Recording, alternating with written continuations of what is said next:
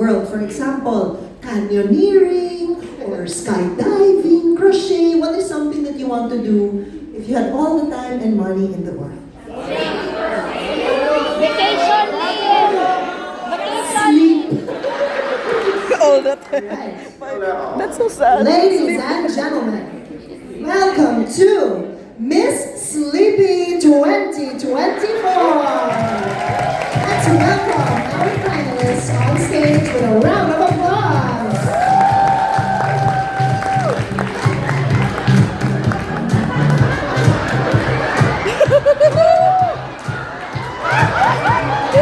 These are the 4 finalists of Miss Sleepy 2024. Let's have them introduce themselves one by one. Contestant number 1. Good night, everybody. Oh my God, that's so small. My name is Linda Yap Diaz. You can call me Liad. Thank you very much, contestant number 1. Contestant number 2. Good evening, everyone. I'm Melanie Torresing. You can call me Melatonin. Thank you very much, contestant number 2. Contestant number 3. Standing in front of you today is an 18-year-old beauty. My name is Denise Romualdez, or you can call me Dream. Thank you very much, contestant number 3. Contestant number 4. Hello everybody, you may recognize me from a talk show in the 80s. My name is Nap Gutierrez. Thank you very much, contestant number 4. Now, my correspondent Ariel is with judge number 1. Who is judge number 1? Yes, hello Aaron. Thank you very much. I am here in a very awake audience. Excited to see our beauty contest. Our very first judge is currently undergoing a research study of how thick the bed cushion should be to give you a good night's sleep. Here is our judge, Marky. Let's give a round of applause for Judge Marky. Yes, Judge.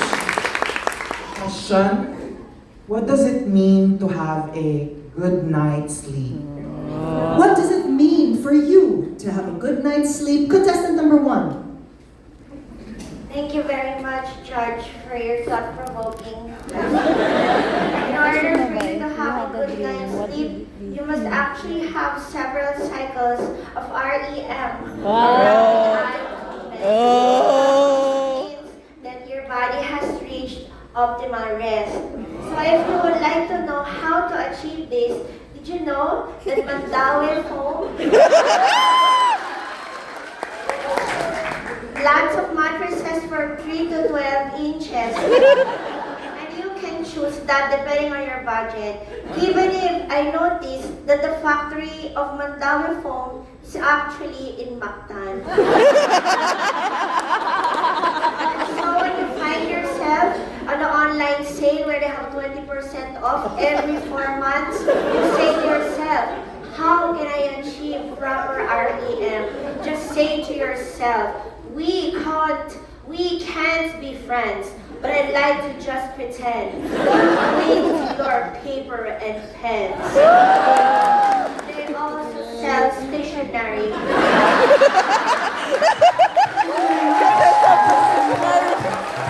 Good question, contestant number 2. Thank you, Judge, for that very safe question. Safe because for me, a good night's sleep means me being safe before I sleep. Why? And what are those things that would make me feel safe if I'm sure that the door is locked, that the second lock is locked, that all the appliances in the house are unplugged, and most of all, that my blanket is covering my toes. Because if I do not have my blanket covered up to my toes, I am sure that a monster will get me. One time, I put my left foot out. I woke up at 2 a.m. in the morning and I exclaimed, when I saw a ghost, I exclaimed, mahiwagang salita. Ano bang dapat gawin? And then the mirror shattered. Thank you very much. Contestant number 2. Contestant number 3, wake up, wake up, wake up. Contestant number 3. It's your turn. Thank you, Judge, for that very obvious question. Obvious indeed, because the answer is already in the question. While contestant number one's facts are correct that enough REM sleep, several REM cycles are important for a good night's sleep, we should also consider that humans are innately born with a circadian rhythm. We should sleep during the evening. That's why it's a good night's sleep. If you sleep in the morning, it's not.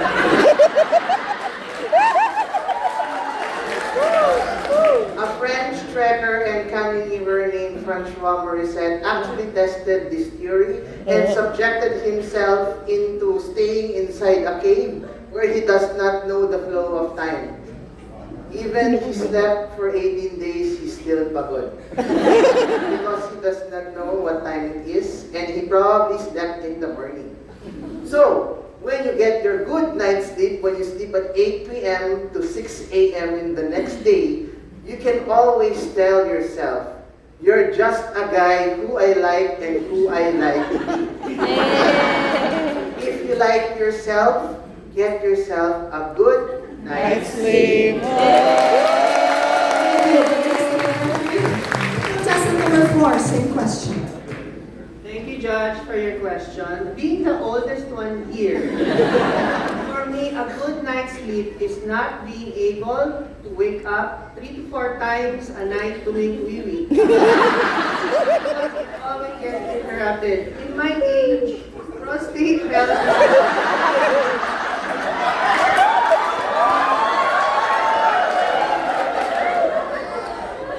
Imagine me being here in the Miss City and with a prostate. It's different now. And I remember my doctor, he said, you know, at your age, minsan lang kitang iibigan. Have your prostates checked.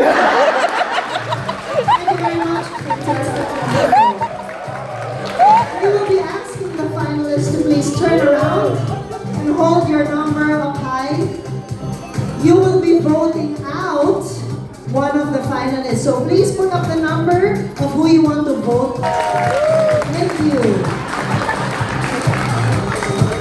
Alright, so Ariel, who is our second judge? Yes, thank you very much. Amidst the twinkling nights and the shiny moon, we have our next judge to ask a question. He is the descendant of the inventor of the Colombo, or mosquito net. Maybe we are not using that anymore, but he is here to represent that part of our culture. We have Judge Dan. Okay, round of applause for Judge Dan. So the question is, how many hours of sleep is needed to defend the West Philippine Sea?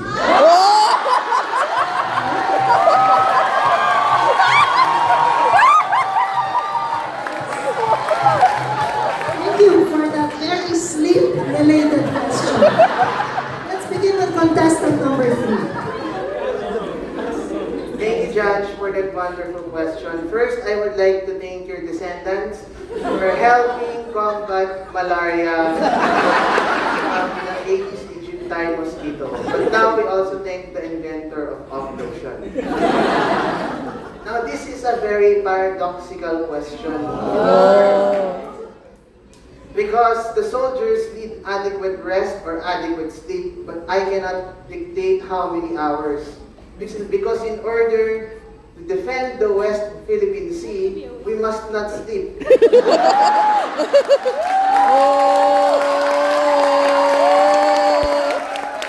Government officials who are pandering to the Chinese government ay nagtutulog-tulugan.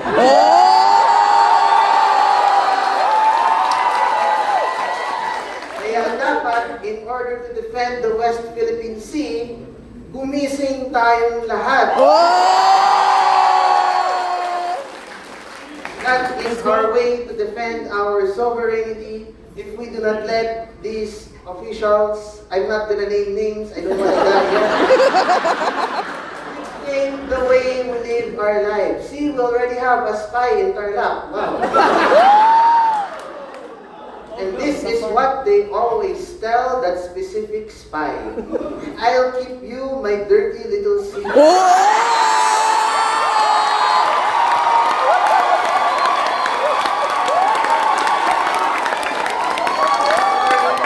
It's not a secret anymore. Thank you very much, contestant number 3. Second question, contestant number 4.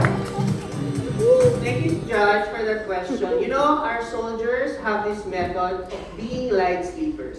So, they have no problem of having how many hours of sleep as long as their prostate is healthy. This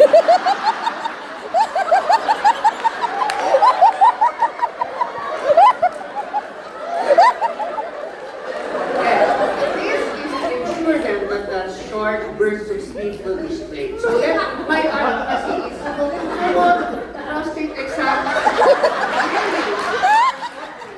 But they need it in their struggles. Because my doctor, he always tells me, you're cold and I burn. I guess I never learned.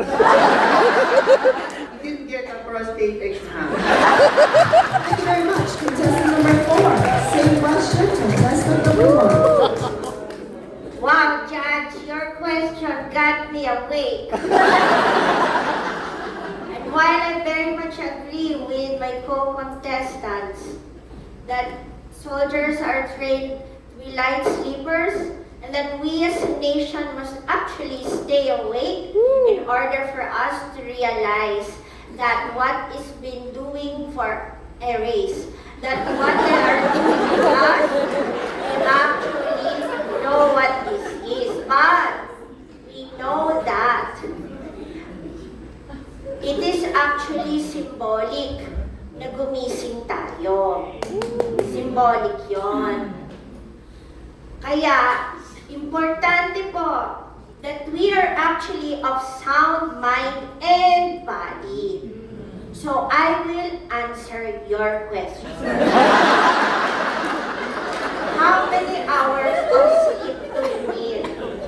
We need 6 to 8 hours of good night sleep in order for us to actually understand what the implications are when we lose. It's very important.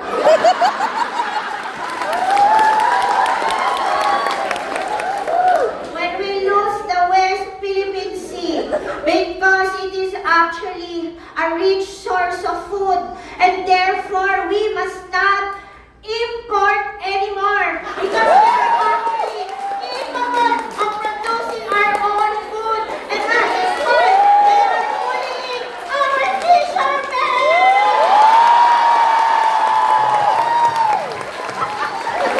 With a boat this big, the fishermen need more than 8 hours of sleep if they need to fish with the ships that's this big. Very hard to steer the boat. And so when somebody tells you, it's okay, you go back to sleep now, you say, yes, but when I wake up, I will be of sound mind and body because unsa man akong gibuhat. Akong kasing-kasing, imong gikawat.